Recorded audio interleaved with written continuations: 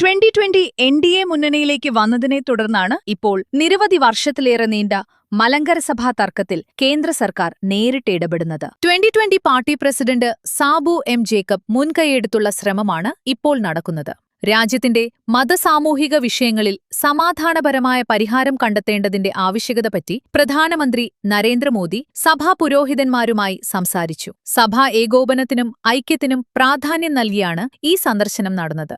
BJP സംസ്ഥാന അധ്യക്ഷൻ Rajeev Chandrasekhar, 2020 party chief coordinator Sabu ജേക്കബും കൂടിക്കാഴ്ചയിൽ പങ്കെടുത്തു. സഭാ തർക്കവുമായി ബന്ധപ്പെട്ടു തുടരുന്ന നിയമ പോരാട്ടം വിശ്വാസികളിൽ ആശയക്കുഴപ്പവും വേദനയും സൃഷ്ടിക്കുന്നുവെന്ന് സാബു ജേക്കബ് ചൂണ്ടിക്കാട്ടി. ഈ സാഹചര്യത്തിൽ കോടതിക്ക് പുറത്ത് സമവായത്തിലൂടെ പ്രശ്നം പരിഹരിക്കപ്പെടുന്നതാണ് ഏറ്റവും ഉചിതമെന്ന അഭിപ്രായമാണ് പ്രധാനമന്ത്രി മുന്നോട്ടുവെച്ചത്. സമൂഹത്തിൽ ഐക്യം നിലനിർത്തുന്നതിനും ആരാധനാലയങ്ങളിലെ സമാധാനം ഉറപ്പാക്കുന്നതിനും ഇരുപക്ഷവും സഹകരിക്കണമെന്ന് അദ്ദേഹം നിർദ്ദേശിച്ചു.